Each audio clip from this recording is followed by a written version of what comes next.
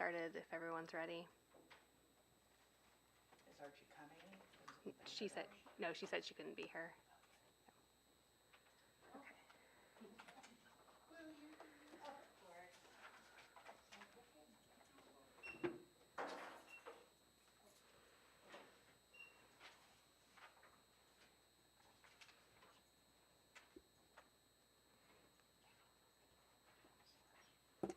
And I do have a hard stop at 4. I hope we get done a little earlier, but if not, 4 is definitely, I gotta go. So, okay. I'll call the meeting to order. Please join me in a moment of silent prayer or reflection.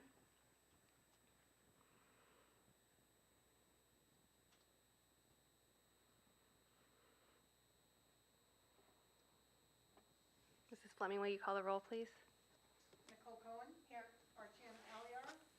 Kathy Cox, here. John Madison. Lisa Ramon. Here. Please join me in the Pledge of Allegiance. I pledge allegiance to the flag of the United States of America and to the republic for which it stands, one nation under God, indivisible, with liberty and justice for all. Do I have a motion to review and accept the agenda for this session? I move that we approve and accept the agenda. I second. It's you and me, Kathy. Yes. We'll take turns. Nicole Cohen. Yes. Kathy Cox. Yes. Lisa Ramon. Yes. Okay, so the purpose of this meeting is to have a discussion on policy BAA, the evaluation of our school board and board self-evaluation, and BAA-E, which is the annual self-appraisal of the governing board and other associated policies. So, with that said, I will go ahead and open it up for discussion. I guess that's me, since I'm the one who wanted to redo the whole thing, right? So, I guess after the 6 years, it seems just really critical because of all the work that's constantly being added to, that we cut down in areas. We talk about it all the time. So I thought this was a perfect area because after doing several board evaluations, it seemed silly what we were grading ourselves on. And I didn't think that it was a bad idea to try to incorporate that with our evaluations of our superintendent and the evaluations of our teacher or admin staff. Like, there should be some tie-in at every level. Otherwise, how could we ever expect our superintendent, or all the way down to, not down to, but every member of our staff that's being graded, how can we hold them accountable for anything if part of their goals aren't part of our goals? It just seems like then we would be giving everybody busy work that really isn't that important. So that was the reason that I thought it was important. And of course I have some ideas around that. I think the focus would be on our oath that we take and that our teachers take, and go from there. Again, I have some ideas in terms of the actual evaluation form. But I think one of them is we're tasked in our duties, under our required duties, to do our due diligence, to do our own research, to not be beholden to special interests. And, but I don't see any examples of that from anybody but me. And I'm not trying to toot my horn, I'm just saying I haven't seen anybody produce some work to answer a big question or to try to solve a problem that's been identified. So I think that would be one of the things that we would evaluate at the end of the year, as a board, having nothing to do with the superintendent or anybody else tied in, if that makes sense. It feels like just showing up isn't good enough to fix the real problems that we have as a board. And so we're the ones that talk to the community, we're the ones that get ideas from the community, we bring them forth, but everything's kind of on an autopilot, and in terms of the district, and I don't mean that as a slight in any way, shape, or form. The unfunded mandates, I've said repeatedly, are ridiculous. The reporting, the incessant data collection, and, you know, changing how we collect it every year, that was highlighted in the audit that we just did. You know, it's constantly changing. So it seems like if we had a board evaluation that measured the same thing year over year, whether you added to it depending on the year or not, but something a little more substantial, definitely a little more traditional, and definitely having to do with our kids learning the most basic fundamental things, which we did spell out in our curriculum philosophy. How we measure that is the big question. I've talked to a lot of people on how you measure such a thing, and I'm not really sure about the total answer to that, because I would rely on the people that do that all the time to help, as I look at Jamie and Dr. Stone and Brad. So that's how I'd like to open it. I don't want to dominate the 3 hours, although if you don't want to talk, I can. I don't mean that in a snarky way. I'm just saying I have lots of things to say, but I don't want to just ramble on for 3 hours, because I would like to. Well, I'll take a turn. Okay. Okay. Would you like your turn to come now? Or so, my thoughts are sort of along your line. I never feel like this board does much that is substantial. It's just things tend to come up, and we need to have monthly board meetings, and certain things are just kind of scheduled into the calendar, and there are not many times that we do anything, that we tackle anything substantial, and that's always concerned me. The other part of what you said, probably most groups you've ever been a part of, there are people like you who actually enjoy the research and do a really good job of it. So I find that everyone else tends to say, well, Nicole is going to do it anyway. And I mean, it's just human nature, I guess. I haven't made that decision, although I have done some, but not anywhere to the extent that you have. So I don't think that it's, you know, dereliction of duty. It's just I didn't mean it that no, way. I Okay. didn't think you did, but Okay. it just happens, you know, and without thinking about it, I think probably. And in anyway, you're often the one who brings an issue up that you're concerned about that no one else has done. Has had that issue. I do want to commend you, and I'll say it more than I've said it many times, on the issue of privacy. I think that you have really alerted us to something that's only going to get worse, and it's very serious. And also social media. It's just it's gone too far. The kids, we've got to do something with our students, and I just think that my goal, the thing I care most about, is getting critical thinking into the curriculum in elementary school. You can do it. I've talked to you about simple ways that you can do that. It's part of social studies. It comes up all the time, and just train the kids in those skills about how to find out, is it a credible source? Is this opinion? Is this fact? How do you know it's fact? I mean, things like that. It's kind of where you start. I forget where I was going. That in looking through this, a thought came to me. One of the districts asks, "Do you want to do this twice a year? Do you want to do it mid-year? Do you want to do it at the end of the year?" And that kind of started me thinking about, you could use the board evaluation as a planning tool for the board and the district, and evaluate how much we have accomplished. And I'm going to tell you why this would work right now really, really well. When this virus gets over and the kids are back in school, we're going to have these deficiencies with the kids. They're going to be all over the place with everything from their behavior, from their study skills, to being lazy, to having wide gaps in their knowledge. And a teacher, every teacher at the beginning of the year is going to get, just think of the science teacher at the high school where the kids didn't have a lab maybe for 2 years, and they can't do a lab all of a sudden in a chemistry class because they don't have a clue. Just think of every skill, content area you can, and that teacher is going to have to figure out somehow how to, and it's not going to be done in a year. And so this was my thought about how to use this tool. If we were to do this, set a goal that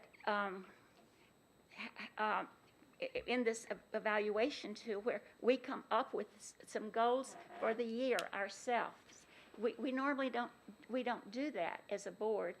I know there's an organizational meeting in January, but that's not like a real retreat or a work session where we come up with substantial goals, and then we, with the agreement of the administration, you know, we can't pile 5 goals on them. They have their goals and the new laws and stuff too, but at least one substantial goal that we come up with that we really want to get done. And a second reason to do that is next year we're going to start getting money through 208 and through 207 too. I'm pretty sure that 207, some of that money goes to education. So this is a chance for us to find out how can we use this new influx of money to solve these problems, address these issues, and here's our goal, here's what we're going to focus on, this is what we're going to do. And some of them might take 2 years, like bringing up the deficiencies, but that's okay to do. And I think it would be nice for the community to know that we have a plan, that we know their kids are going to come back and there are going to be issues and problems that we need to help them with, and we will. And now hopefully we're going to have some extra money to be able to do that, maybe with smaller class sizes, or who knows, maybe I just don't know. But that's my big concern right now, is that's going to happen. So I'm thinking of it, you know, maybe you don't want to use this as a tool, but I can see how it could just be an easy planning tool, and then we come back to it later in the year and we revisit it, and how are we doing, what else could be happening, and at the end of the year we see how we've done, and we maybe continue it for the next year. So I guess that's my thought. Do you see using it as a planning tool, that our evaluation as a planning tool? Part of it. I'm not opposed to that at all. I think that's a great idea. I mean, it keeps you constantly focused, and instead of, you know, oh, we're doing our board evaluation next month, here's the paperwork, check. Right. So, yeah. Well, and one thing, okay, so a couple of years ago when we did our board evaluation, we wrote out some goals, and then some of those goals, they just kind of evaporated because we didn't really check in with that. And so that is one thing that I think we should do no matter what tool we use for self-evaluation. If we write out some goals, we should also build in a timeline for checking back with that, maybe quarterly or at least mid-year or something like that, so we can see, are we making progress or not, and why not?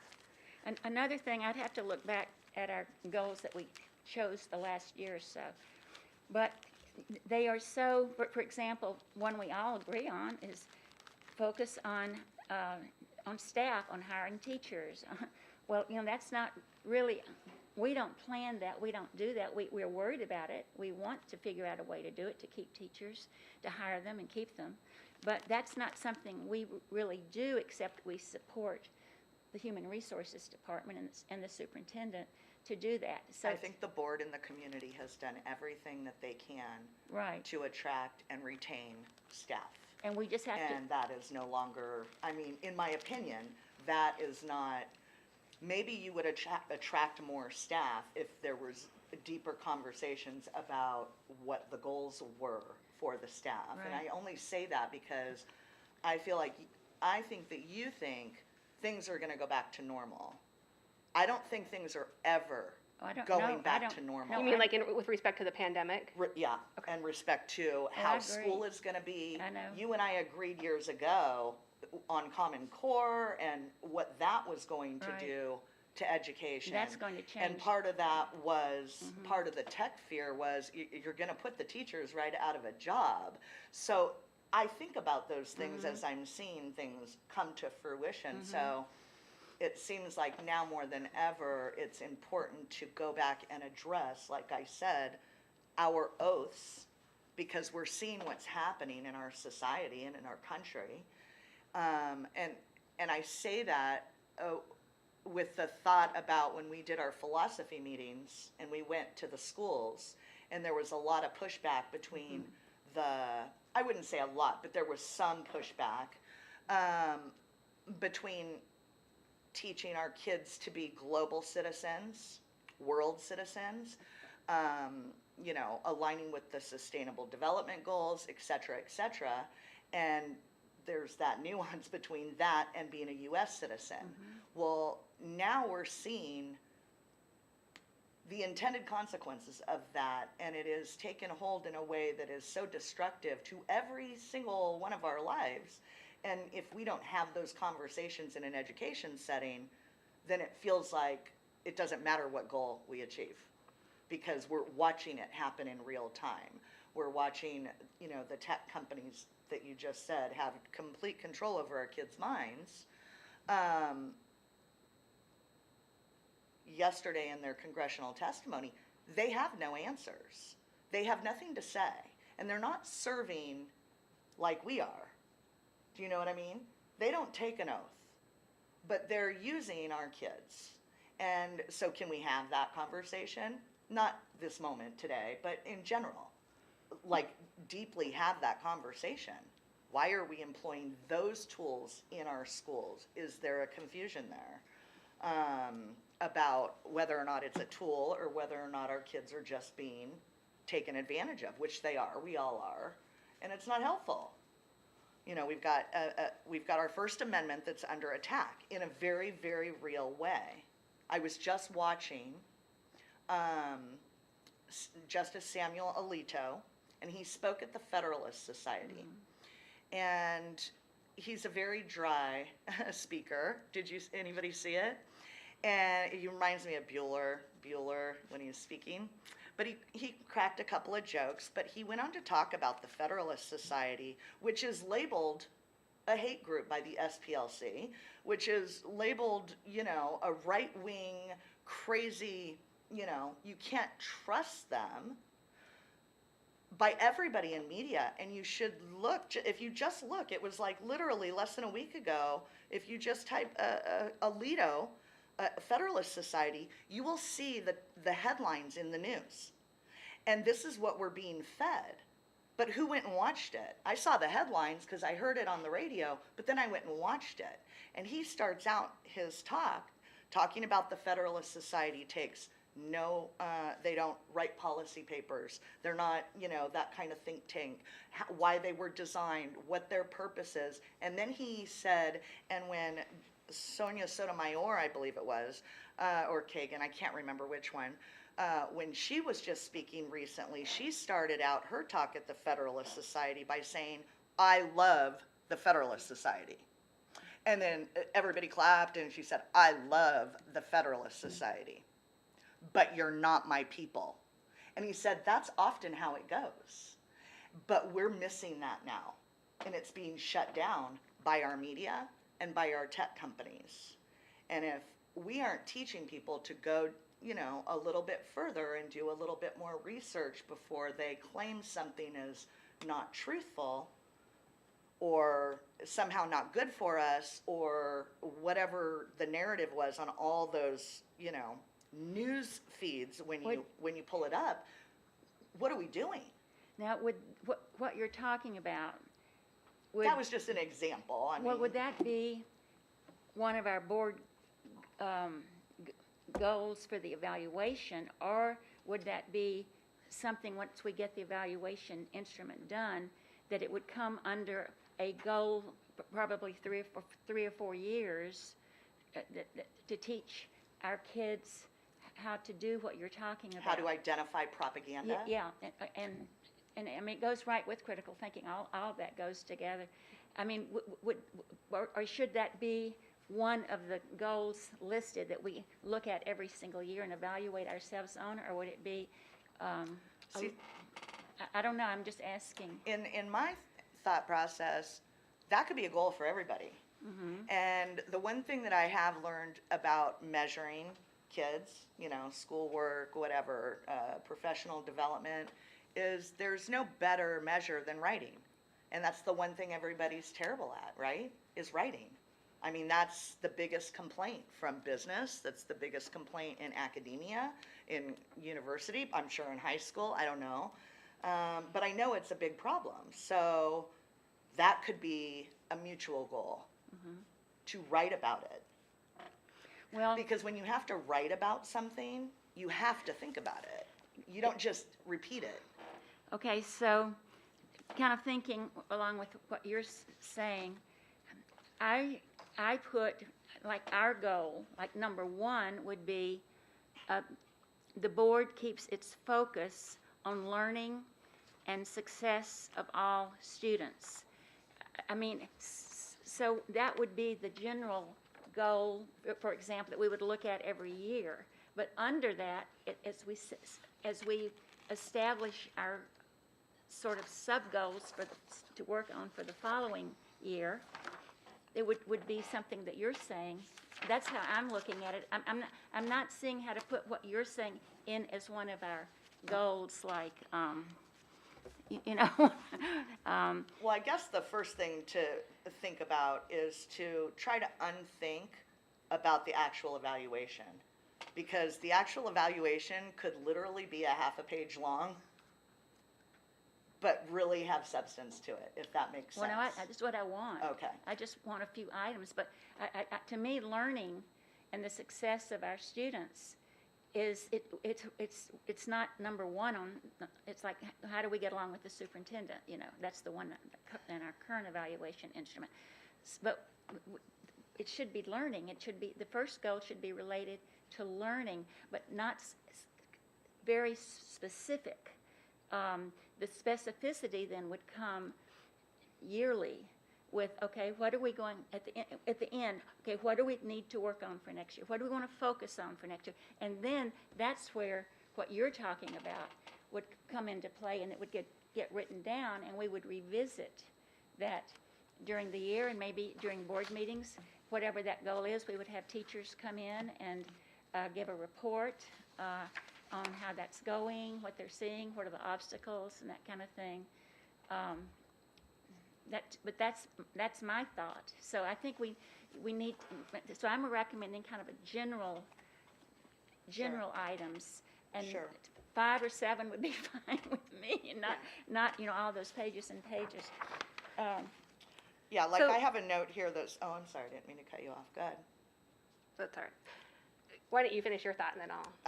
I have a note, I have lots of them, but one of them was under measurement, do we have more liberty or less liberty than 2014 when I got on the board? Whether that's me individually, our students, our staff, our community. And then how would you measure that? I'm not sure how you would measure it, but I can answer it, and the answer is no, emphatically. And why do you think that? What are the indicators? Well, one of them is that our students aren't all in our schools full-time right now, absent the science required to back that justification up. And I say that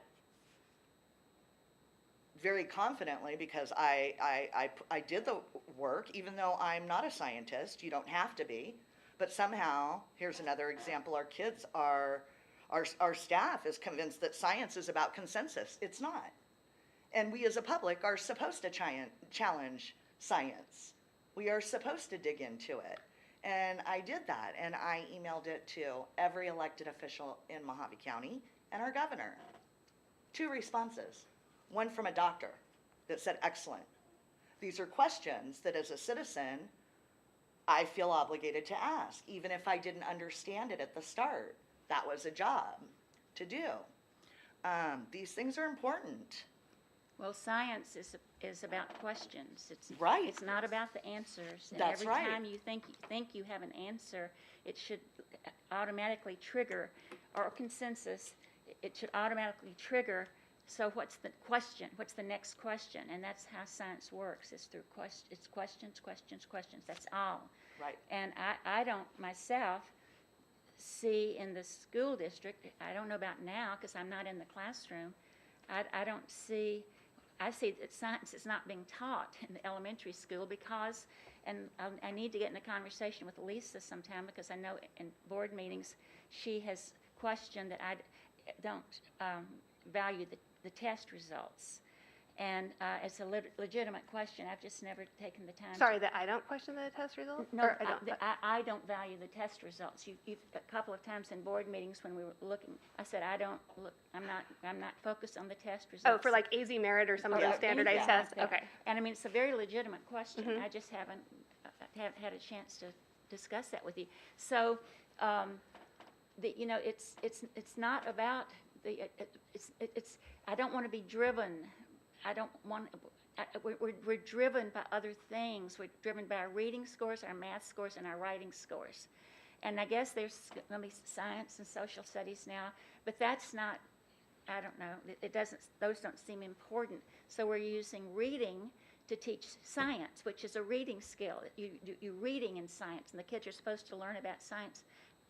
That's crazy. I mean, the issue is science is not being taught sufficiently, in my opinion, and our social studies either. So that's where the issue is. That's my fear, is we're going to be an unscientific community, not Havasu, but country, because of this.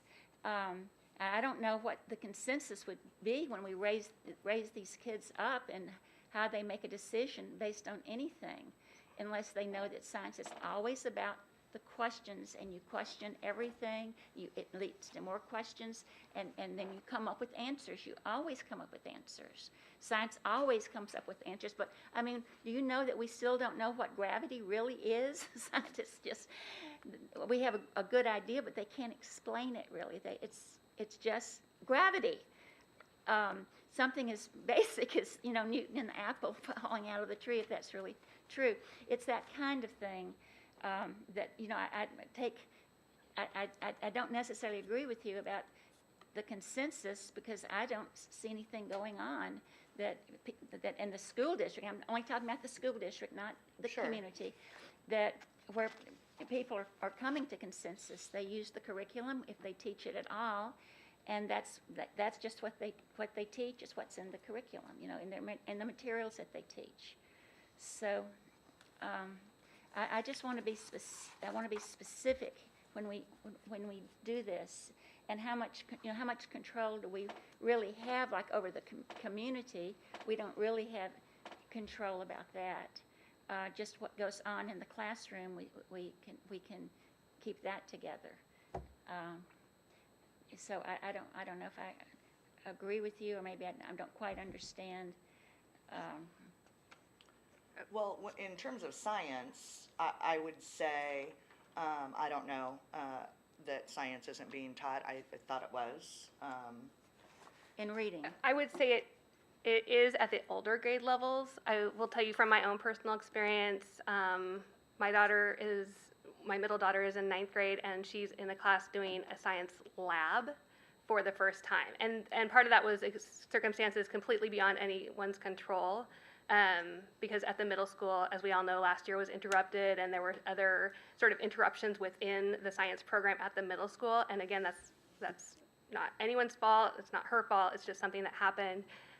But I do feel like science education is deficient at the younger grades, that we could be doing more to introduce concepts in the elementary schools, and we're And falling short on that. We used to introduce labs in fifth grade, and sometimes in 4th grade. So that has disappeared with this emphasis on reading. Mm-hmm. And I'm not saying my kids didn't get any science education at all in elementary school, because they did. They did things like the Rube Goldberg machines and different things like that to demonstrate kinetic energy and potential energy and all that. So I'm not saying that there completely no attempt to make an education. I'm just saying that it's not where I think it should be. Okay. Now, I did want to I'm kind of going back into our discussion because Sure. I took some notes but didn't want to interrupt the flow of the conversation. As far as doing some research before I come to the meetings, I think that our research looks a little bit different. And so you have research that you do that is very valuable to these meetings, but I do research that I also think is valuable to these meetings. And my research looks a little bit more hands-on and on-site, although again, that has not quite been the case because of COVID and visitors not being encouraged at the schools. But I do make a point of spending time talking to teachers, asking them how things are going. I talk to quite a few other parents. Because I have kids in the school, I have some firsthand experience with what's going on that way and then through their friends. So yes, my research looks a little bit different, but it still is a contribution that I do make to these meetings. I was Okay. not trying to insinuate otherwise. I didn't take it that way. I Okay. just felt, I wanted to explain what my research or my information gathering process looks like. Yes. Okay. And then I would agree, I can't remember which of you said it, but writing is a very good way to evaluate.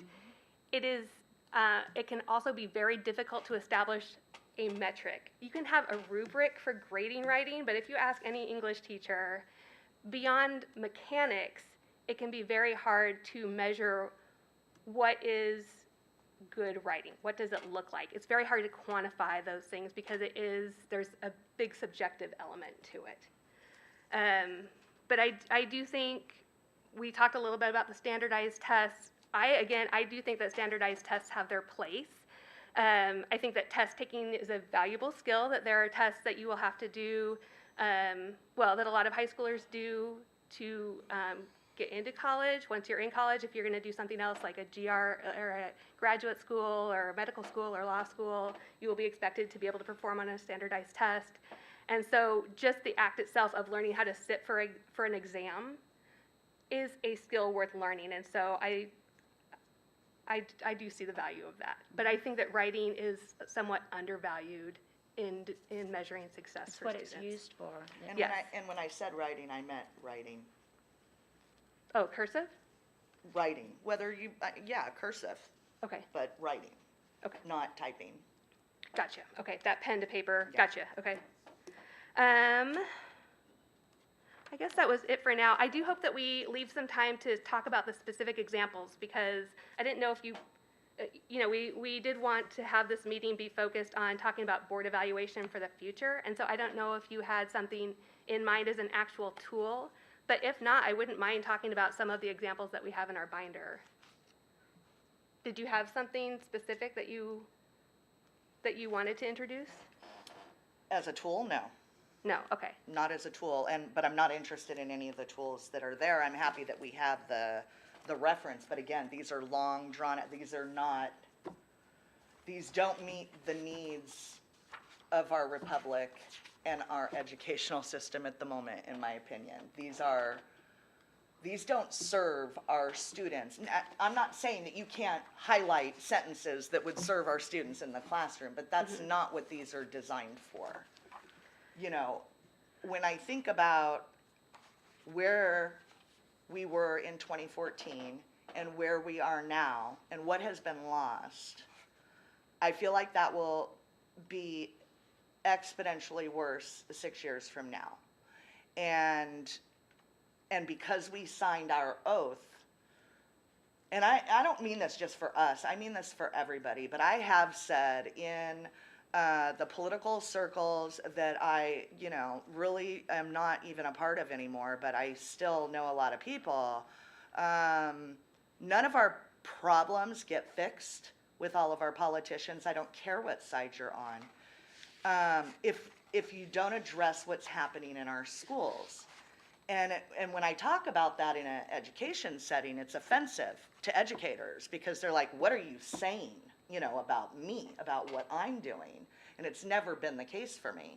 So I do want this submitted for the record. Here's two for you, and then I have one for everybody in the room. I'm just not gonna get up and, so I was like, what are the key dates and things that are of importance to me for context when I'm doing my research, so to speak, right? And did I leave one for myself? Yeah. Yeah, I have one.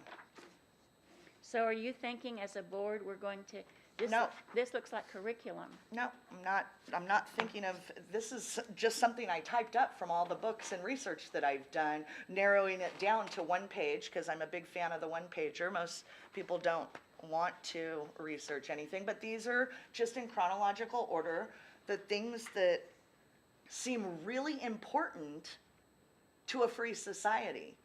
And I don't think we touch on these very much in our schools. I don't think most people are aware of them.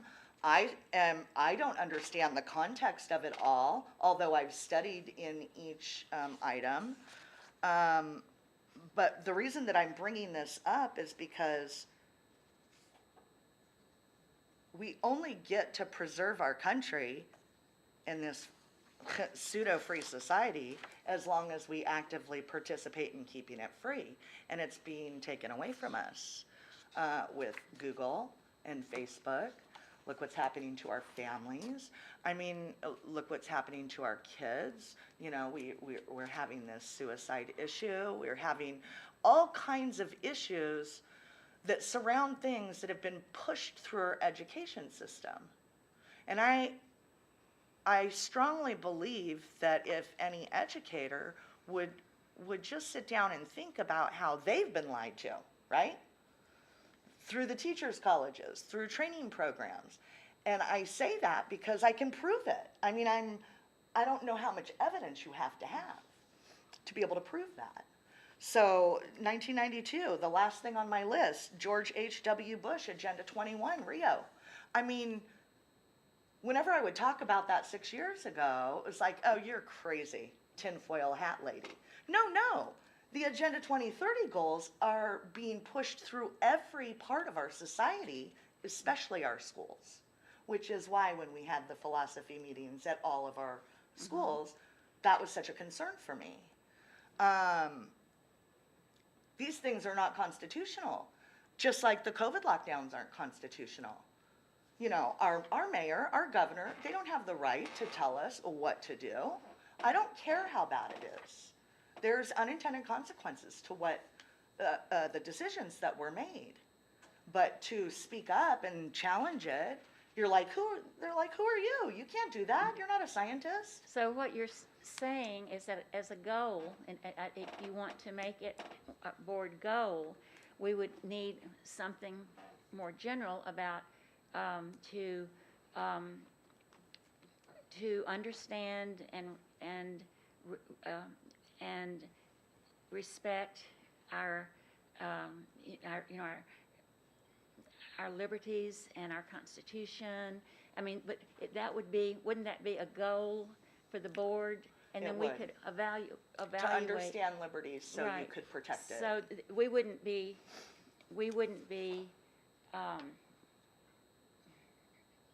advocating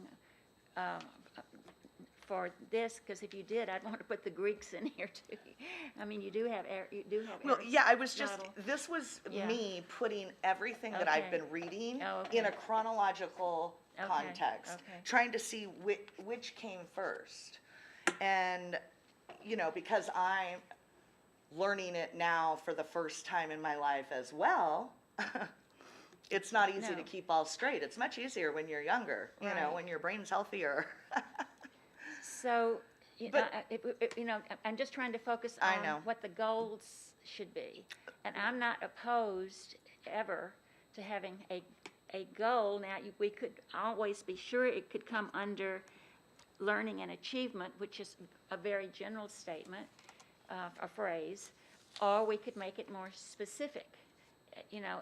Well, we already have the philosophy, and if we just check marked part of the philosophy. So and we're still missing in the worldview philosophy. That's a big part of it. So if our community and parents and students and staff don't understand the worldviews behind the agendas that are being pushed and our kids are being used to fulfill these agendas, then how would you know that they were in competition with our liberties? How would you be able to see that or identify that? You know, there's a lot of catchphrases, you know. One of them is, we're teaching kids to feel instead of teaching them to think, right?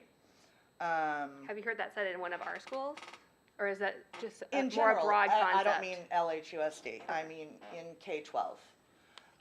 It was the whole purpose, and I pulled it out and added it in this list. It was the whole purpose when I gave that book out, Passion Driven Education, to give that history.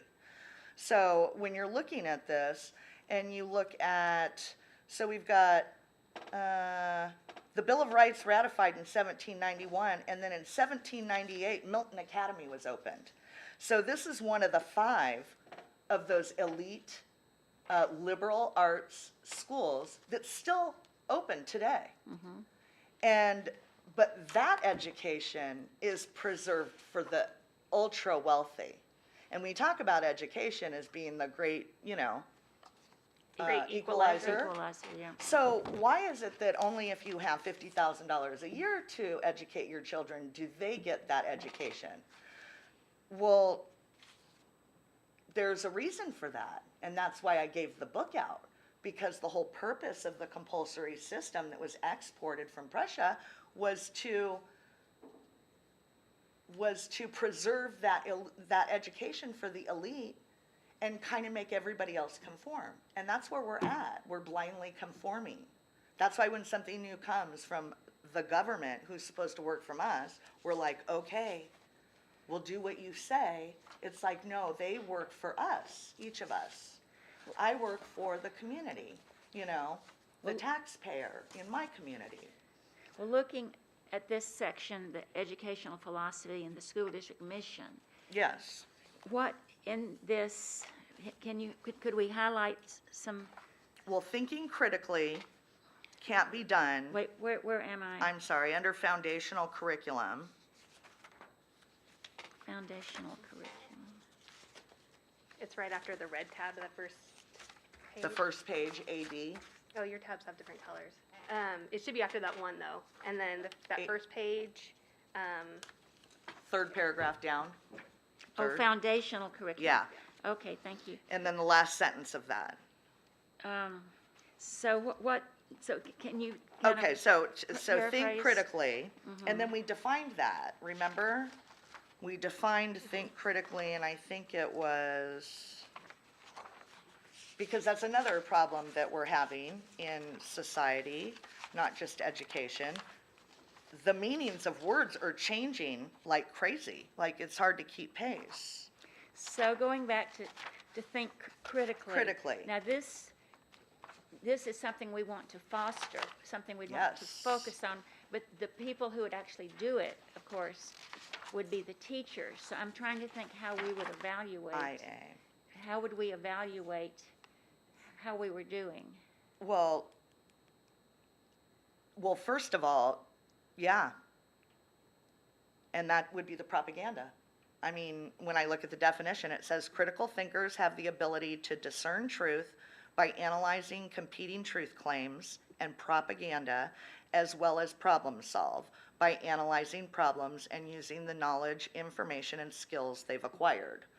So, and so her question is, how could we measure if we're doing that or not? How would we Okay. play that as a goal? well, I don't have an answer for that other than I would measure it by having the students write about it, literally write about it.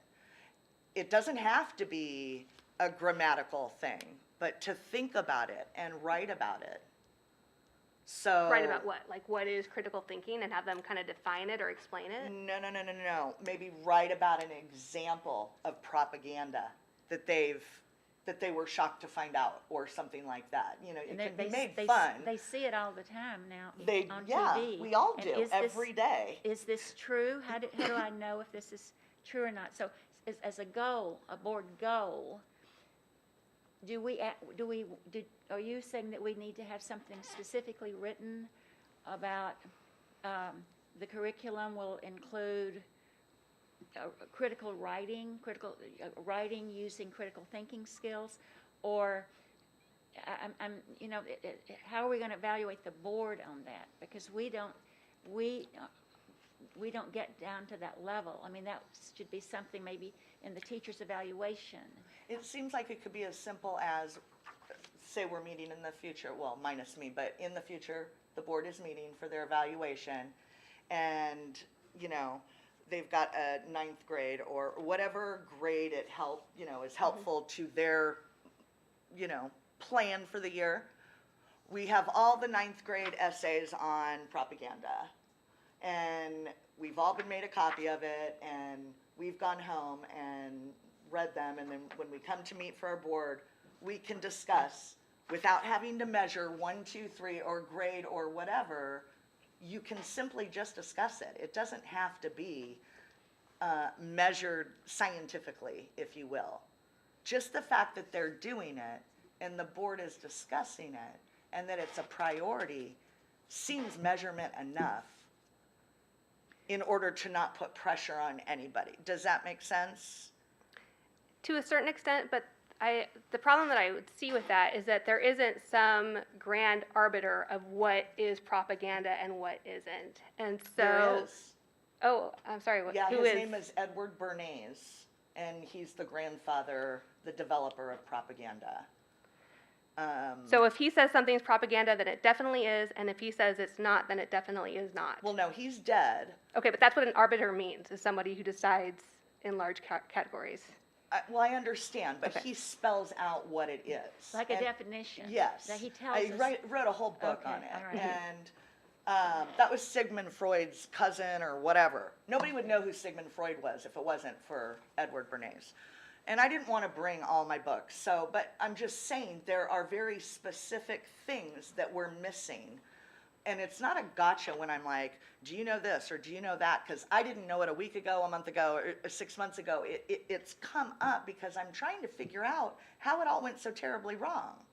How did our founders that learned how to read from a book this size were able to and teach themselves and create the most incredible document in the Declaration and the Constitution that we're still fighting over today by a little book this big. But we can't get our third readers to pass the test. Something has broken down terribly wrong. And I don't mean us, Lake Havasu. I mean everybody. Okay. Dr. Stone, it looked like you had something Yeah, to... sorry, I didn't mean to go off on that tangent, That's but It's okay, I think we're in several different places here because, and part of what I think is getting in the way is the word evaluation. mhm. So I'm not used to a board self-evaluation, but I am used to exactly what you're talking about here is the board meeting in a retreat-like fashion and talking about what did the district accomplish this year in each of our departments, in our educational setting, in our HR setting, in our finance setting, all of those pieces, and where do we see the gaps? Measured by, if we say that critical thinking is our goal, that's what we are looking for, and you have more than just critical thinking. Right. But talking about that one specifically, if that's the goal, is there a gap in that? Do we know from our educational services department or from me, the superintendent, that our kids are getting an education that allows them to become critical thinkers using this definition? How do we know that? How can Mr. Gardner tell you we know that? How can I tell you that we know that? What do we have to show you? If we have nothing, then there's a gap. So what would this board like to see happen Right. over the next school year? So when we come back to you, we have something that shows this is how we believe kids are demonstrating that they are coming out of our school system as critical thinkers. Right. I think that would be useful, and it does kind of tie into what you were saying earlier about how our goals should line up with your goals and should line up with the principal's goals and the teacher's goals and on and on and on. And someone would have to tell me if you are allowed to remove the words board self-evaluation and have it be skewed a little differently. Mrs. Fleming?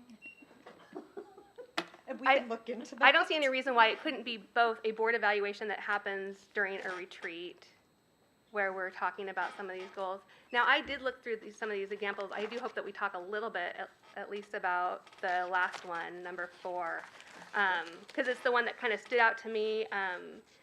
It is lengthy, which I think, not everyone loves the lengthy evaluations, and I understand that. But it does give us, for each of the standards, and there What are does it look 11 like? of them. I'm sorry? What does it look like? All It's way the down. Oregon, Oh, It's the okay. last one. Oregon Okay. School Boards Association. Yeah, I like this one from the California. It's very, it has descriptors over here. Okay. I mean, I liked all of them. It's not that I'm opposed to that. I'm looking for something simple. Okay. It's basically What is it that so much that you liked about it? And I only ask that because in terms of the National School Board Association or any of them, I don't feel like they have our students' best interest in mind. So I don't feel like the Arizona School Board Association has our kids' best interest in mind, or they wouldn't spend hundreds and hundreds of thousands of dollars getting together to network and mingle and this, that, and the other, and create policy and this, that, and the other. Also, it can land on our laps. I feel like the corruption is from the bottom to the top, so I'm just not a fan of the agendas that they push. But if there's specific things in there, again, I'm happy to look at that. I guess what I liked about it is that the format is it has the standards, and then it has a list of indicators that would help you as a board know how you're doing with relationship to that standard. That's the part that that I felt might be useful, because I felt like it would, if we're going through the different indicators, it might spark some valuable discussion amongst our board members. Okay. And keep in mind, I know you've mentioned this, but you and Kathy are outgoing in January, so this is a little bit of spinning wheels, I guess, for right now, because I would hope that once the new board members come on board, that they have some input on the evaluation tool that's used. Like, Well, I don't that feel is like we're something- voting on anything till after then anyway, so. Well, that's what I mean. I mean, that this discussion isn't Sure. quite as productive as it would be if they were a part of this discussion. And they can't be right Yeah, now because they're not well, on the board yet. and when they come out, if it's like the typical board, when they first come on, they really don't know. They don't have for brand new members, they really don't know yet. They don't understand even their responsibilities necessarily, and what they're going to get into and how the whole thing works. And I sure, even though I've been in the school district, I would sure have hated to tackle a new evaluation instrument, the first 2 or 3 months I got on the board. Well, and I don't mean that we should evaluate right when the new board members come here. What I was kind of going to suggest is that sometime after the organizational meeting, maybe in January or February, we do have a retreat, like we had when Mrs. Aliar and I came in 2019. And during that time, we might discuss what kind of tool the 5 of us would like to use, and that way there's some buy-in with those new board members. And I don't mean to say that this is still a good use of our time, because I can Sure. benefit from your wisdom and make suggestions and everything going forward. But I'm just saying that all with the caveat that the new board might decide something entirely different than what we're discussing here today. Of So, course. now, it would be nice for the new board to see the evaluation instrument, the new one, and say, this is what we are going to be evaluating ourselves on in 6 months or at the end of the year or whenever, so that they they know. And I'm looking at standard 1 of the very last one, leadership, mission, vision, and goals. 2 I particularly liked, of the indicators. It's page 5 of that last section, was the second one. Board members can clearly articulate the vision, mission, and goals of the district. And then going down to number 4, the board has adopted objectives, activities, and a calendar to monitor action plans on agreed-upon goals, including periodic superintendent updates as part of regular board meetings. You know, you really take those goals seriously, and you're trying to bring them in. I mean, there are things throughout this, little pieces and things I really liked, but we have to put some way in to implement this, or it's just going to sit as a page sitting somewhere in Terry's board materials that she pulls out once a year and gives to us, which pretty much has been how it's operated. So if we're going to spend the time on all of this, it ought to count for something. It ought to be used as a planning tool. It ought to keep the board accountable, you know, and be there, and so the board stays accountable and focused. It's not just my thought. Well, I That's don't think anybody's really held accountable. I don't mean in the school district, but I mean, you know, that word and transparency has been thrown around in politics. It doesn't matter where you But we turn. hold- I don't- Everybody's either a leader, or we're going to hold somebody accountable, or we need to hold them I think accountable. we hold ourselves accountable. That's what I'm saying. Okay. But what does that mean exactly? Well, that's why I like this. It has the indicators. It's very specific and very binary, like what you were talking about. We've adopted an objective and a calendar to monitor our plans. Well, we've either done that or we haven't. And so you can And go that's through this fine. kind of like a checklist. That is what I like about it. Except standard 2, policy and governance, the very first one is the board has established, adopted, and revised policies so they are clear, up to date, and in compliance with the state and federal laws and rules. That has to be done. That is ridiculous. We can't be not in compliance with state and federal You're laws. missing my point. Okay. Okay. So my point is, and just like every year when we do the handbooks, for the student handbooks, right? We do the elementary, the middle school, and the high school. And I'm sure people in this room will remember the first time that I was like, it was a very similar sentence in there. And it's so matter of fact, but it had to do with technology. You agree that you are not going to break any federal, state, or local laws when it comes to technology. You know, I can't remember, it's some astronomical number of how many laws people break every single day.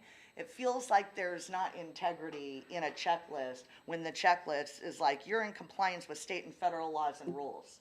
They are mind-blowingly, there's too many. And just to go down one rabbit hole, you know, I mean, I fought for how long because we were not being protected by FERPA. We're not being protected by FERPA for 2 years.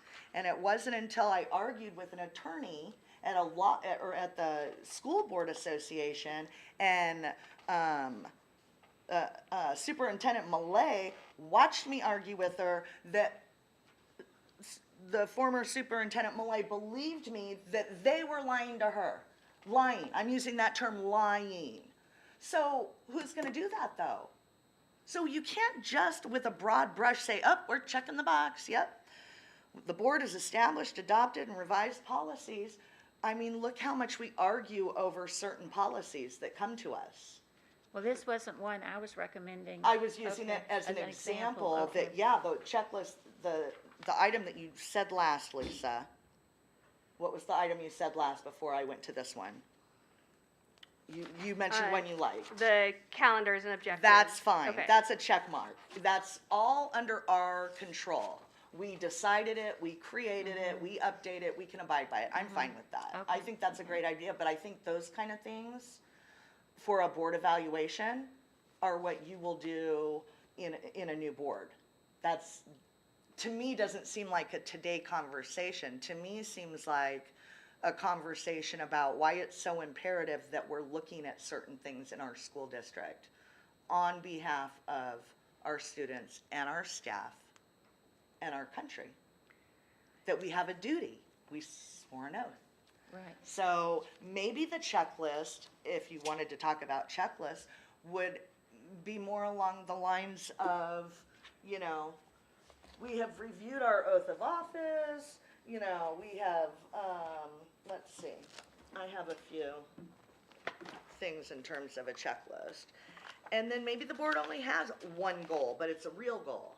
And that real goal is tied to the superintendent's real goal that then goes down to everybody so that you actually at the end of the year have something real that has been achieved within the district, because everything else to a large extent seems like checking the box, and I know everybody is frustrated with it. I know admin is, I know teachers are, I know parents are. I mean, good Lord, in the morning, how many boxes can we check and be paid to do it?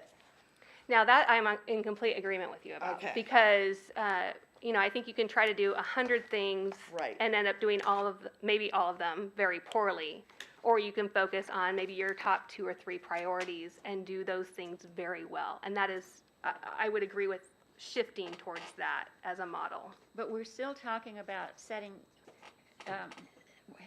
working with the administration as a board to set goals for the following year. And some of them, like critical thinking, I just hope it gets put in the curriculum and it becomes, at some point, after a lot of teacher training and that kind of thing, becomes just what teachers do when they do a writing assignment or teach social studies or science or anything. It's just put in there, just like words are put in there. It's what they're always doing is working on critical thinking with the kids. So, but that is a goal. What I'm looking at would be things like, I mean, you know, we can either not come up with anything, but I'd rather not sit here for 3 hours. If we're going to be here, I'd like to come up with something. Can we just look for a second at the one from the California School Boards Association? It's Yes. page 24. It's the summary. It has eight items. For example, you see how they put learning and achievement for all students as the primary focus. And then number 2, the school board values, supports, and advocates for public education. Number 3, respects the differences of the perspective and the style of the various board members of the board and so forth. And then number 4, acts with dignity. 5, keeps confidential matters confidential. That's always important. Whether we want to participate in professional development, I don't know. I've never really been invited to professional development. There are probably times I would like to go, or sometimes you're on a committee. The law conference would be an example of that, and the ASBA puts on other opportunities. Well, but if you don't go to that, then I hate to put That doesn't something- mean you're a bad board member. It just means you didn't take advantage of one opportunity that was Well, we're available. not evaluating individual. But this one is. This one is specifically for each person to fill out for themselves to Oh. see how they're contributing to the Oh, board. okay, all right. Just this one part of it. It's not the Okay. entire Well, I mean, I'm not evaluation. advocating for number 6, or I'm not advocating for it. It's just, I'm looking at number 7, understands the distinctions between board and staff roles. And I know some boards have a problem, and I don't think that we have this problem where we interfere with the superintendent's running, but I know some boards do. It's probably an important one to have in there. And then number 8, and understands that the authority rests with the board as a whole and not with individuals. I mean, there's hardly anything there that you could take, that you could object to. Those are the kinds of things, general kinds of statements that I thought we were going to be working on this afternoon. And I'm sure there are many, many more interwoven in here I could add, take some of these away. This was a nice exercise, actually, to go through all of this. It made me think.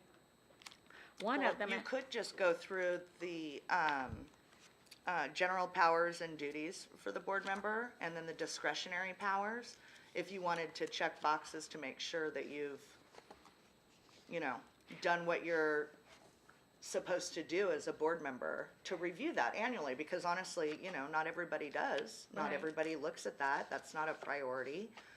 Well, what instrument are we going to use this year for our board self-evaluation? If we're So not, so the guidelines recommend that if we're gonna, we don't have to do an evaluation.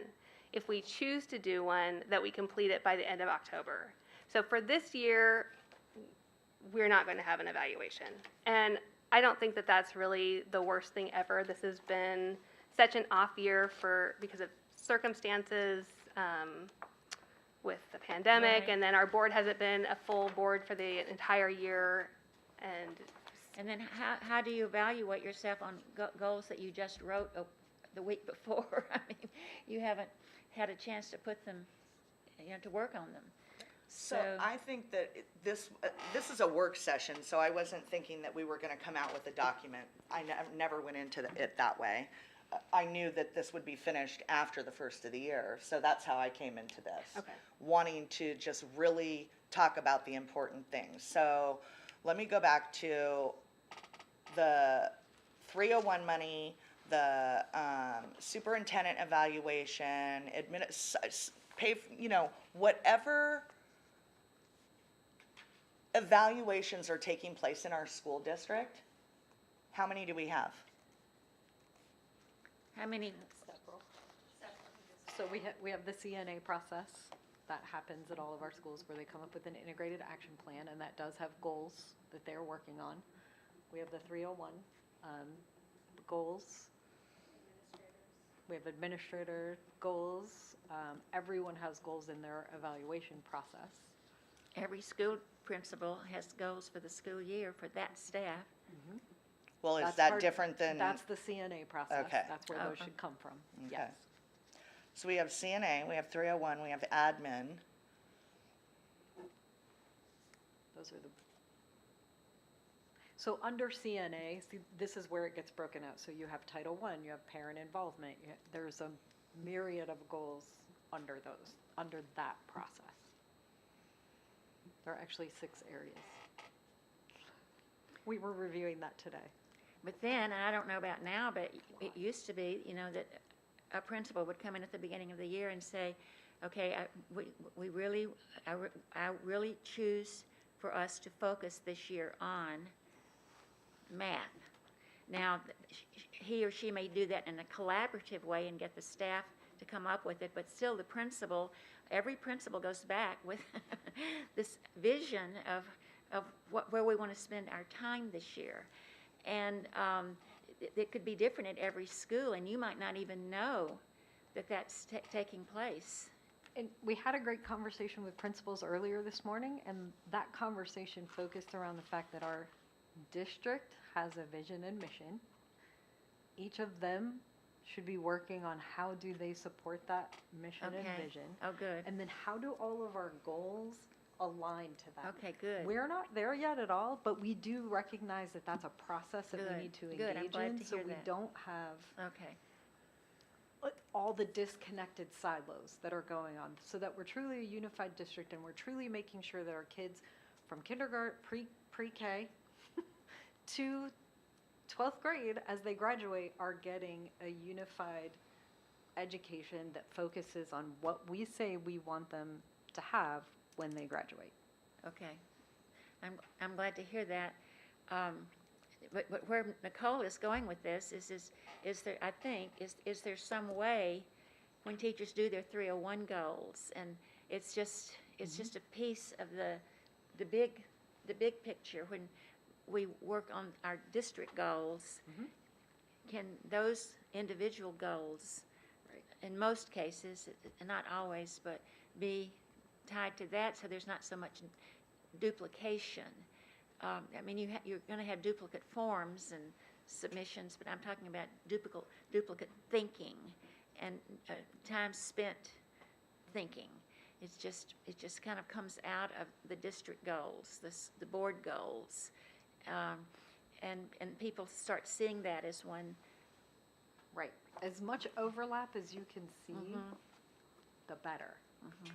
Because if we try to focus on this huge spray of goals. Oh, no, Nothing really gets it's accomplished very well. fragmented, exactly, yeah.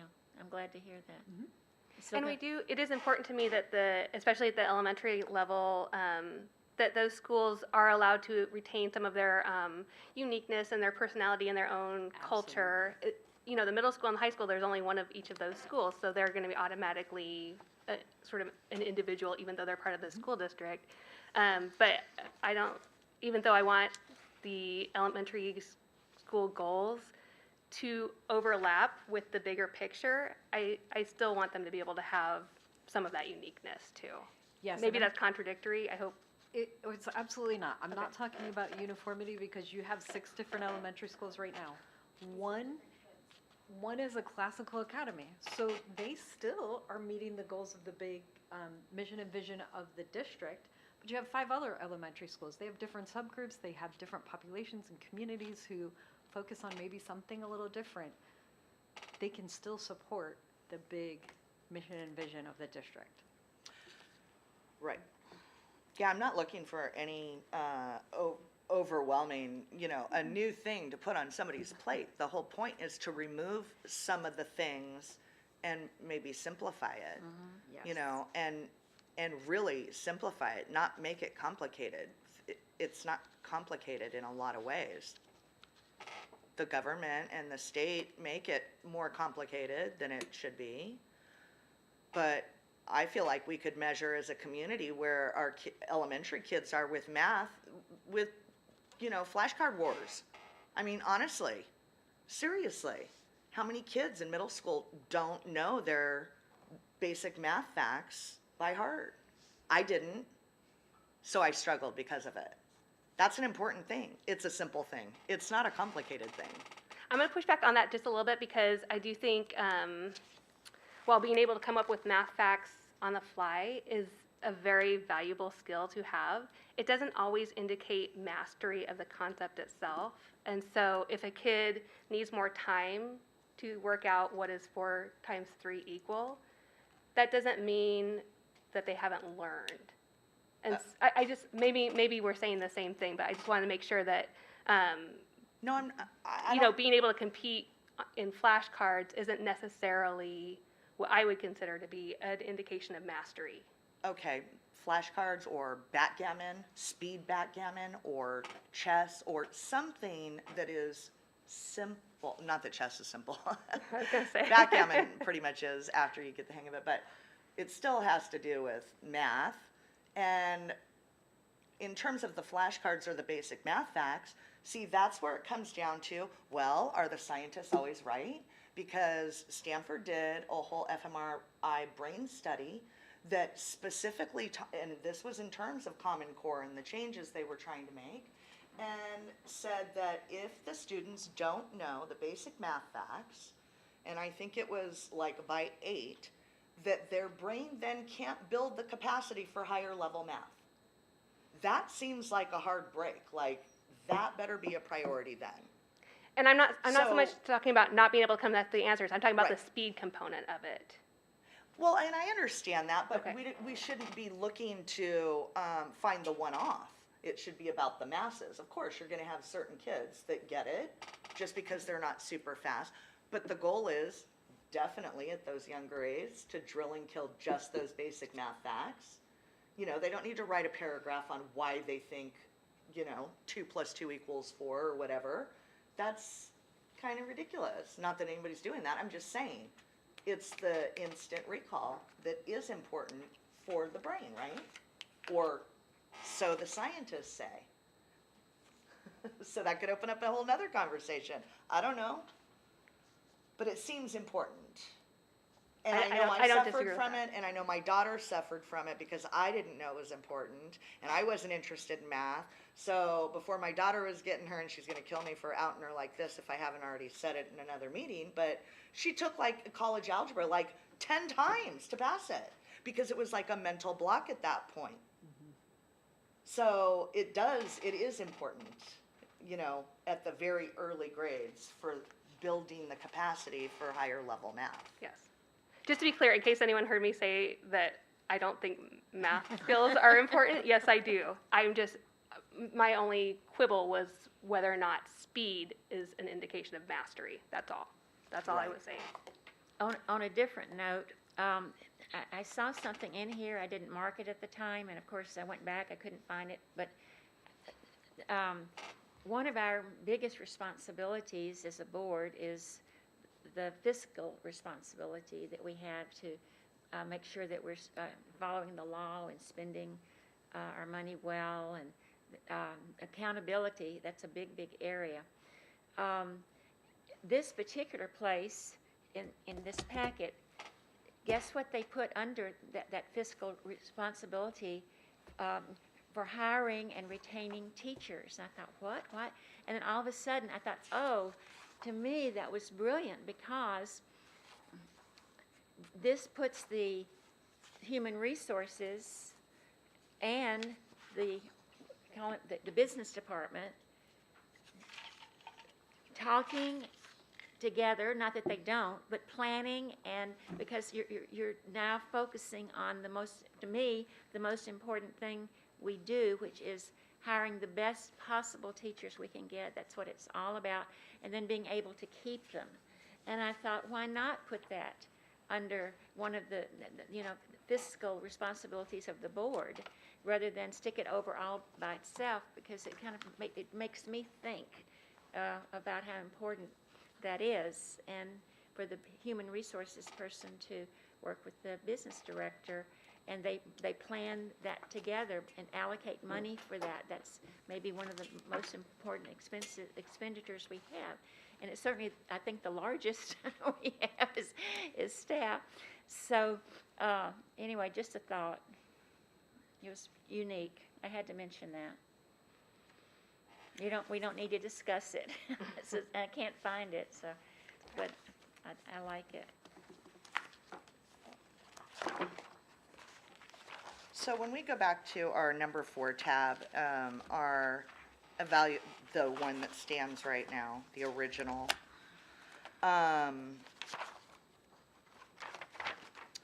just looking at the policy BAA, the bottom 1, 2, 3, 4, those seem fluffy.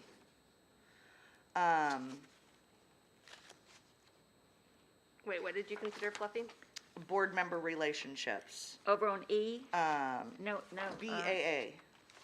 No, I'm there, but is that E, F, A? Oh, the last 4 bullet points are all about relationships. Oh, You know, how are you going to evaluate your relationships? I mean, it's not really an evaluation. Clearly, the community is going to know what board members think at the time they're thinking it based on watching a meeting, right? So you really need to go at the end of the year and evaluate that. It just seems silly. Or board officer performance. What are you going to do? You can't fire us. So I'm sorry. I'm just saying, for brevity and to kind of simplify it, maybe you get rid of, it's under the 4 tab. Yes, Oh, that's where I am, but I'm not. BAA. it looks like, Yeah. The last 4 bullets, it looks like right this. on Oh, you don't have right it. on this page. She doesn't have I it. don't have it. Okay. I might have it in a different spot. Maybe. So, that's fine, but I do think on board superintendent relationship, my thought Thank you. is it's more important for the superintendent to give us feedback on the relationship with the board, and how the board members might be able to improve or whatever. I mean, I guess it would be okay to have, but board superintendent relationship, do we work well together? The way it's currently written is that the superintendent, how is it currently written? The board imparts, board relationship with superintendent, but it seems like those 4, in terms of the superintendent, would be part of the superintendent evaluation. That's what I'm thinking. Yeah, and not the board. I mean, because you would talk about that in private with the superintendent. So it just seems fluffy. And then board relationship with the community, commitment to continuous improvement. Well, that's subjective. Whose idea of continuous improvement? I mean, obviously, I'm not a fan of ASBA or the things that come out of the $8 billion education industry that's not helping us here in Havasu at all. I mean, Well, I think that phrase goes back like 15 or 20 years when it was like a new concept of, whether in the business world or the education world, all of a sudden is we continuously need to be improving. It's not like, okay, we're going to improve this year. You just get in your head, this is how the world is going to be now. It's just continuous. So get over it. I mean, I think we're over it now because we do. I think we are trying to get better. I think so. We try to stay focused, and I think if our kids graduated from high school and they understood the things that we put in our curriculum philosophy, and they could write, and they could be kind and talk to people that they disagree with, or weren't afraid to talk to people that they disagree with, I wouldn't feel the need to improve on that. I really wouldn't. I would feel really good about that. I wouldn't feel like, oh, we haven't done enough. well, no, not improving a particular thing. You mean in general? Just Well, do technology you and have science drives changes, but it has to be real and they have to be worthy before the first principles, so to speak, the important things. Well, we're always, you know, years ago when I started teaching, the teacher went in the classroom, closed the door, and did whatever he or she wanted the rest of the day, and nobody cared. Nobody noticed. It was just that kind of autonomy that teachers had. It took an enormous amount of change in the district, and when it happened, it was just a real shock to a lot of teachers who'd been around for a long time. No, this is what instruction needs to look like. You know, we started with Madeline Hunter, and it's gone from there. And boy, and we're going to be dropping in your classroom, and we need to see this. What? It was, but now it's just teachers know that this is going to be happening all the time. They know now that there are going to be new models. There's new, research on how students learn, how they retain information, how you design a lesson so they can pull it out of their heads 3 months later. I mean, there's always going to be that kind of research on how learning takes place in the brain. And the teachers now know that we're just going to be doing that. We're going to keep up with the research. Our district has done a really good job of keeping up with that kind of research. And that's what I'm talking about, is it's an attitude. It's not, there's not going to, I know how to do it. This is my binder. I did it 20 years ago. These are my lessons, and I'm going to pull these lessons out. No, sorry, it just doesn't work like that anymore. But it used to literally be that way when I started in the district. There were teachers with binders. A lesson they taught 20 years ago, and that's the lesson they taught that day. I couldn't believe it, but that's how it was. So, but it's just, and what I'm saying is, we know now that we're going to be looking at research, we're going to be incorporating it. No one's shocked by that anymore. No, but we should be more discerning about it. We shouldn't just be implementing everything that comes out of research without we don't. looking at what I'm it talking is. Okay. about learning, the brain. But that's not the board's No, but that's purview. You have an opinion on it because you're a former educator, but I'm not. Okay. And most board members aren't. well. That's what continuous improvement. The phrase, how it got started in our Gotcha. district is, no, we're not going to do that. Our way, my way is good. Your way is good too. But this is ridiculous. Right. And then it was a real shock. Just trust me. And then I believe you. Did you see my list? Yeah. I believe you. So we just take it for granted about learning and science and research on learning, and how the teacher can design a lesson so that kids remember it.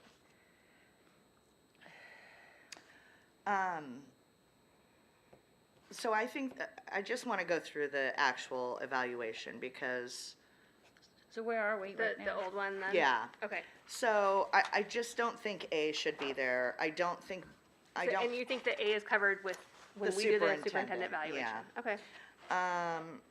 the board relationship with the community, commitment to continuous improvement. So number 1, the board recognizes that the citizens have entrusted them with the educational development of the children and youth of this community. Are we gonna put you on that? I mean, if every board member doesn't know that, of course we recognize that. Yeah. Well, I wouldn't say of course, because I think that part of an evaluation is that you don't take things for granted. I believe everyone here and all of our board members who aren't here as well, would agree with that statement. But I think the reason that they include types of things like that in an evaluation is because they don't want to take things for granted. That they want people to take the time to reflect and make sure that that does line up with what they believe. Okay.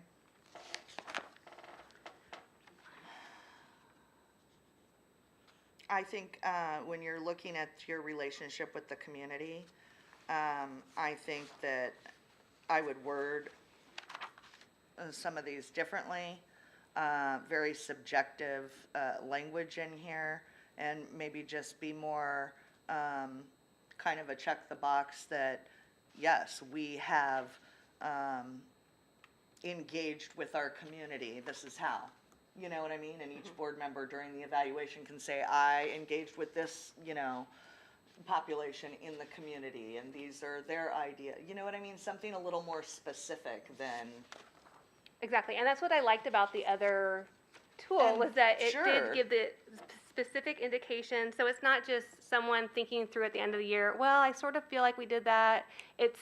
They're identifiable actions that a person takes that indicates that they are actually meeting Right. these different. Right. Like, you could get rid of all of them and have just one that says, I'm not sure how to word it, but I'm thinking of Mr. Hawkins' presentation where he asked us over a year ago, and we still have not answered him. You know what I'm saying? As a board, and I don't have it with me, and I'm not here to bang that drum, but I'm just saying this is a community member who's put a lot of effort in the background to helping or researching or providing information, and he did a very specific, I think you were president when he did it, and Yes, it was at we the end of never last year. answered that. That never came back up. So maybe the measurement is we have addressed all, community members that have approached our board, especially ones that we've given a platform to do a presentation for. Something to that effect, not that language, but you see what I'm saying. Well, and we did make a specific decision at that meeting. We instructed, at the time Diana Sire was superintendent, and we instructed her as a board to look into where we could meet some of those requests that Mr. Hawkins was making. And obviously that got interrupted for a variety of reasons, and that's fine. And it's We just didn't, an example. we didn't put because a I deadline know. on it or anything like that. As far Right. as I know, that that investigation, if you want to call it that, is still occurring. Okay. Board relationship between members during meetings. I mean, the whole, you're gonna behave properly and you're gonna set an example for our kids. It is just so hard for me. When people are upset, they're upset. When people, obviously not calling people names is a bad idea, and I'm sorry if I ever called anybody any names, but I don't think the board needs to have a policy that reminds them how to be respectful, because everybody slips on that. And we are looking at these leaders, we're looking at the media, we're looking at our congressional leaders, our states and our national, and our kids themselves. I mean, we had a student that came here who wrote a whole poem about what hypocrites the board were, and their teachers applauded them. So I just think, let's just be real about where we are. We don't need to talk about, oh, yep, we were respectful, we're satisfactory. Check. I mean, it seems silly. Obviously, we want to be civil, but But it's not obvious. Based on the conduct of our meetings, it's not obvious that everyone Well, in it's this not meeting wants obvious to be our civil. teachers want to be civil either. It's not obvious our staff members want to be civil either. Well, we're talking about the board. I'm just saying that it doesn't need to be a reminder as if people have different opinions. And Right, that but needs to that's be the o- whole point, is that you can have different opinions, but express them respectfully. And I do think that the reminder is helpful. Okay, well, I won't be here, so you can definitely have that in there, but just because it's on writing, you know, you don't get to demand respect from people. People will respect you because you have treated them with respect. It's not something that you get to say, it's in our policy. Or I'm a board member, I demand respect. Or I'm a board president, I demand respect.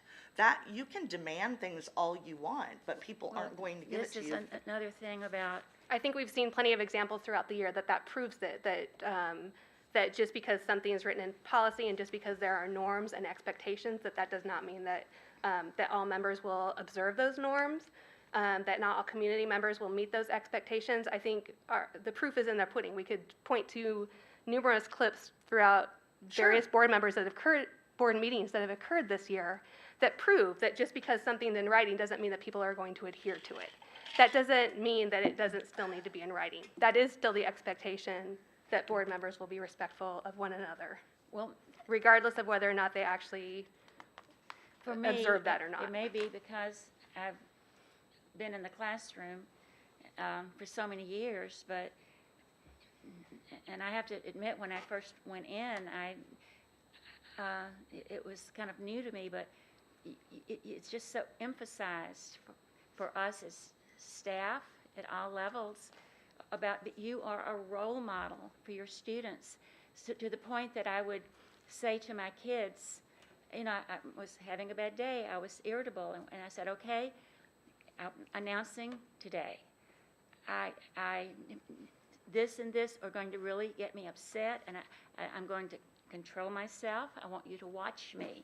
I mean, and I said, it's going to be hard for me, but if you do this or this, I'm going to, but watch me control myself. And I didn't do that very often, because things don't usually get me that mad, but we are role models for our kids, and if we expect for teachers to be, and they're not perfect, and for classified to be, and they're not perfect, then surely the members of the school board at a public meeting need to try as hard as they can, and when we get like this, and we have kids who are assigned to watch us now. They come to the meetings, they watch us on television because they're assigned by their teachers to do that. And they need to watch us when we get out. I wonder what the purpose of that is. To what? To assign students to watch Because it's adults, because a it civic- seems odd it's a to me. civ- Wait a civic minute. responsibility. It seems odd to me that you would assign them. They didn't assign them before, did they? We've had, When did that start? I don't ever My remember. daughter didn't have to come for her civics class, so I'm asking. I started it, You did? so they have to go to one meeting in the community, whether it's city council or, School. Okay. so watch. To watch how it unfolds and watch the procedure and everything. And try to get them involved and interested in. So local government is a standard, and I mean, reality is all too often, we're so focused on what happens there. The best way to learn about local government is to engage in local government, so. Okay. You don't object to that, do you? No, I don't. I object to what I've witnessed as a board member between relationships with students feeling the need to protect staff members. That's being generated somewhere, and I don't think it's right. What are you talking about? Well, we're not going to go into that. I'm just saying, and we don't have the kids coming anymore, so now they're being assigned to watch us, talk without seeing us in person. Doesn't matter. I mean, everybody's watching online if they want to watch, but I don't know. I don't know what I'm trying to say. I'm getting irritated, so. Well, wait, watch. Just Well, it's just that we're talking about respect, and there's no respect in our society right now. which is what even more And important. the idea that Then that's even more important. That we. I'm more concerned with the truth, Kathy, than being respected. So, No, I'm talking about If being a students don't have respect, that's an issue at home. I'm talking about And being a role model as far as control. I am being a role model. I think all the work I've done is a role I model. do too. But Okay. I'm talking, what we normally work with kids on is their ability, when they get very emotional, and a lot of kids do, is for them to develop the tools and the skills to bring themselves down or remove themselves from the situation if they can. It's a real biggie that every Yeah. teacher works on every day. I'm sure. And so teachers have to learn to do that themselves too, rather than, just go off in a class, which is real easy to do. So to me, being a role model for that is just really, really important. Okay. Let me ask you a question. Do you think that our students are qualified to fact check something I would write and post online? If they used a source, yes. A source? Well, there are sources that could fact check you, yes. Do you have a specific example that you would like Well, to I'm just discuss? saying, we're, Let me ask you this, why would they not be qualified to fact check you? 'cause they just might not know enough yet in life to actually fact check somebody's opinion. Well, if an opinion, Well, then an it wouldn't be a opinion fact check. An opinion is Oh. an opinion. Are you kidding? Or, I mean, sorry, the whole congressional testimony yesterday was about Facebook and Twitter fact-checking opinions. So, using teenagers to do it. So did a student fact check an opinion of yours? No, I'm just asking if you think that's appropriate. Well, I think. I don't see why it wouldn't be, let me put it that way. Okay. That's That's part of the critical I don't thinking that know. we're trying to foster. It doesn't have anything to do with age. But can they recognize that When it's shutting down your First Amendment, it's not appropriate. They- It's not critical thinking. they It's can- a constitutional violation. what they need to do? But were they shutting you down, or were they I'm not simply? talking about me. I'm asking a question. It wasn't Well, me. But here's the thing. Let's go back a little bit. The question should be, if I write something on the internet for students to read, will they recognize that it is opinion, or will they think it's fact? That's the distinction that all of us need to be able to make. All of the TV channels and the news, I don't care which channels you watch, instead of being straight news, which I had with Walter Cronkite, back in the day, it's not straight news, it's news, and then there's opinion. And sometimes you can tell it's opinion. You used to, because they would have people come in and the commentator would be asking questions and you knew this was opinion. But now the commentator himself or herself, it's not just news, it's opinion is added. So how do you know, how does anyone get to that? So that to me is your question, is will they be able to tell that this is opinion rather than fact? Sure, yeah, that's definitely a question. That's all back to the propaganda. Can they identify propaganda? Well, opinion fact used to be taught in second grade, but that wasn't very extensive. But I mean, it needs to be taught. I mean, I'd like to see something flash on the TV screen the minute somebody is saying something that's an opinion or entertainment. Entertainment, opinion, fact. This really happened. We actually know that this event happened, 2 hours ago. In Georgia right now, they are doing a recount. Is that an opinion? Is it fake news? Or is it fact? Well, I think that is fact, and that's the problem. Is there's just this big blur out there, and I'd like to get that straightened out here in Lake Havasu City. We can't control anything else. And, you and I have talked about this. If we don't teach the kids critical thinking and being able to tell the difference between, I don't even want to say truth, because what is the truth? It's just you reach the truth, in my opinion, by you start with facts and you ascertain that these are facts. So now that we agree that these are facts, what is the truth that we can draw from these facts? I think we go about all this the wrong way sometimes. And then just one more point on the idea of taking out the part about board relationships with other members. So the expectation is that we will be respectful to one another during these meetings. If I think about like a classroom example, maybe a teacher has a rule or an expectation that the students have to keep hands, feet, and objects to themselves. So just because you don't always have perfect compliance amongst your students, maybe somebody hits or kicks someone else, that doesn't mean you take the expectation away. You just reinforce the expectation. And so I believe that these expectations are completely appropriate and ought to remain. Except that for- the expectation ought to be that we do respect each other, Well, that's fine. or at least treat each other with respect, even if we don't I think that truly admire or respect everyone Yeah. on the board. You can still be respectful. You Yeah. can disagree in an agreeable way. Yeah. Mm-hmm. Sure.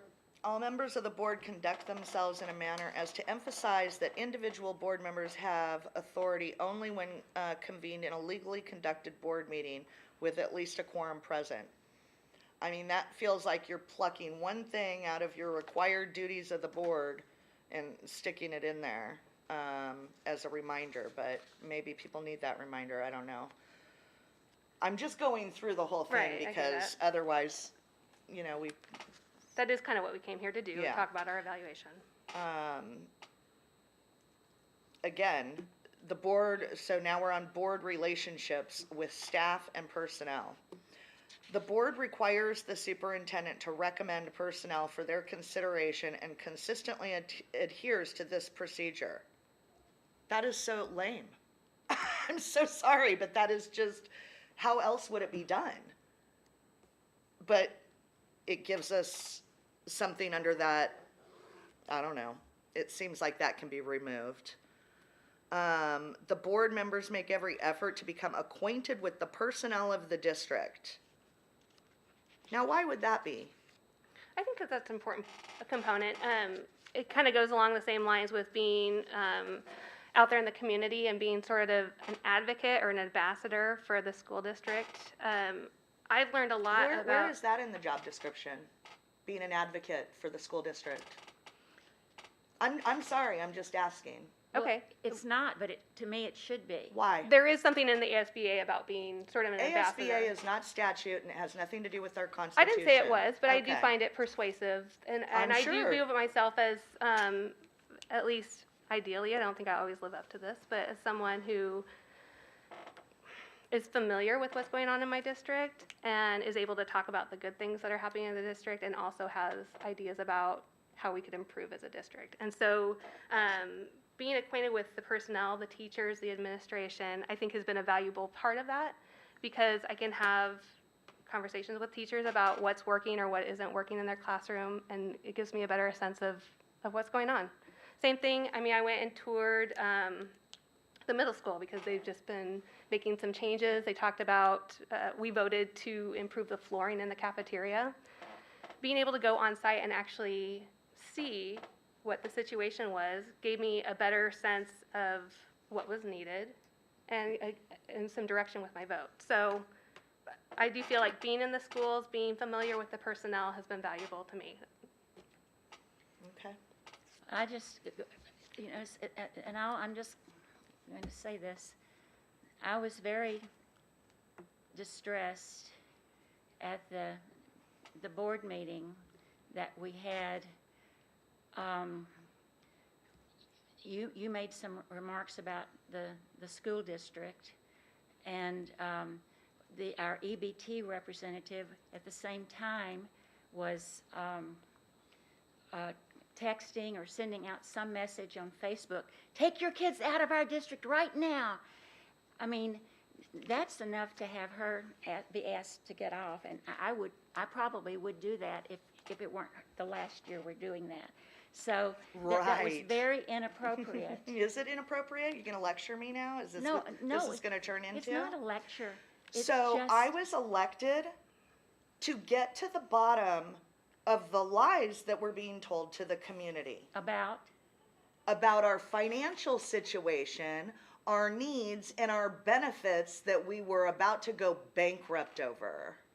wait, what are we talking about? What are you talking about, Kathy? I'm talking about the recent school board meeting over when you ask all those people to come, and you talked about the 1619 project and BLM, and you put it, you had Okay, it on the I did not agenda. ask anybody to come. Then how were they, all those people there were addressing you? Well, maybe because the newspaper, thank you very much, News Herald, wrote an article that I was proposing to bring the 1619 project in, because they couldn't even read the agenda item.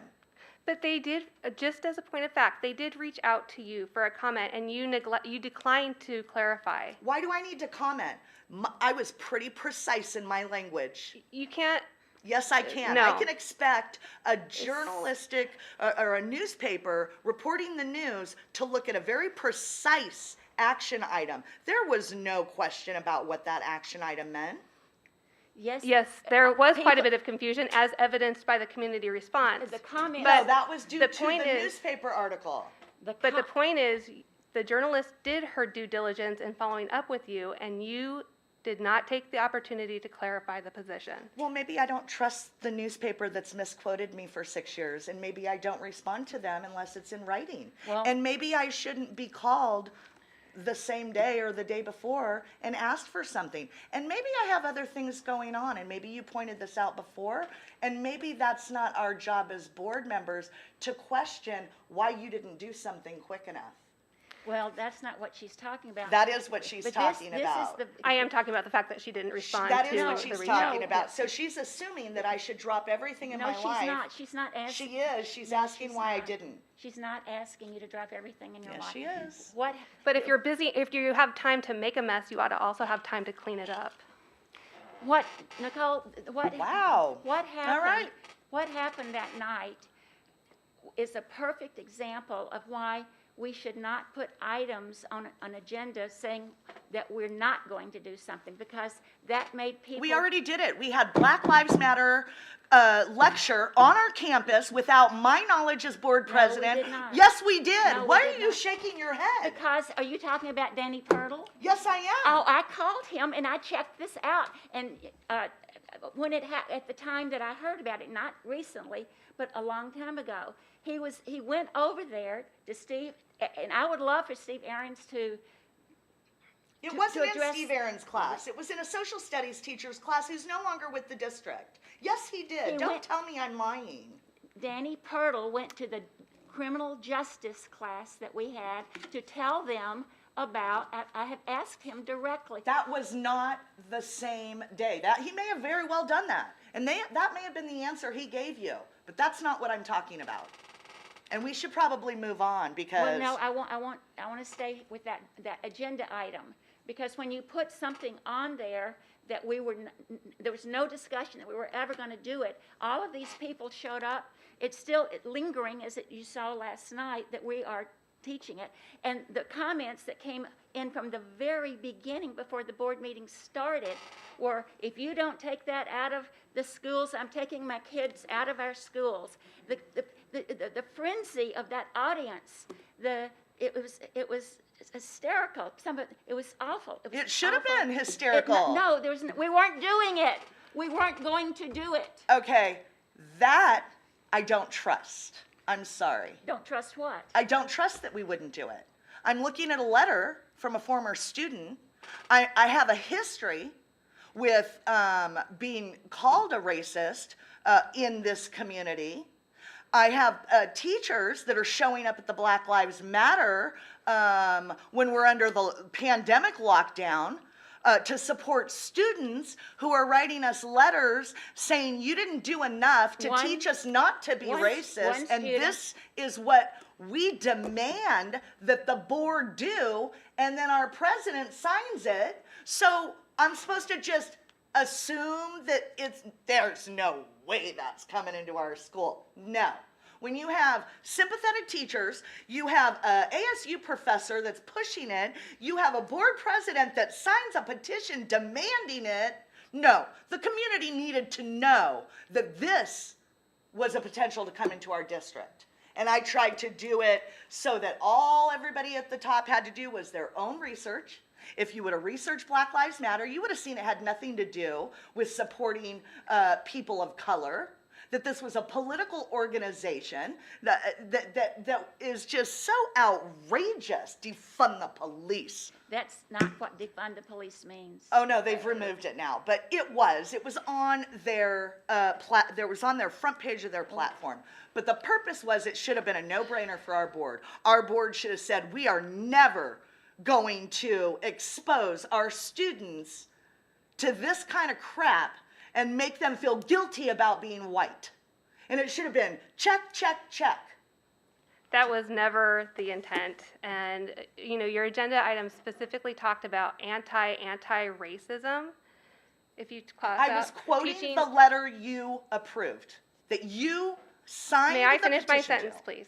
I'm sorry? May I finish my sentence? You can. You made the statement that our board ought to reject anti-racism, Yes. correct? Yes. If you cross out the anti, you're left with racism, right? If you cross out the negatives, which is what you do in math, it's what you do in logic, it's what you do in English, surely you are familiar with the concept of a double negative. Okay, you know what? So if Can you- you just no. spit it out? Yes. I don't know what you're trying to say. You're talking around something. No, I'm not. Your agenda item asked us to support not introducing anti-racism material, correct? That was the phrase in the Not agenda item. anti. It did say anti. Okay, well, I don't know what you're talking about. I have it in front of me. It was anti-racism curriculum. You wanted us to support anti-racism. In other words, leaving the door open, whether you intended to or not. The way it was phrased sounded like it should be left, the door should be left open to promoting racism in the curriculum. That is what I opposed. And in my letter, You have got to be kidding me. in my That's letter, right. I wanted to bring some racist curriculum into the community. Are you kidding? that is the way it was written in your No, it agenda, was and you can not. go back and look at the item. It's there in black and white. You can It look at it. is. And if you think about it in terms of double negative, I invite you to do this tonight. If you think about it in terms of double negative, you cross out both of those antis, and you are left with racism. Okay. Okay? And I did sign the letter in support, and I think I made my position clear, but if not, I'll repeat it. Even though that's not the purpose of this meeting, I will repeat it. That I support introducing students to as much information as possible that is age appropriate. I feel like we do our children a disservice, particularly with respect to their critical thinking skills, when we sort of soften the realities of the past.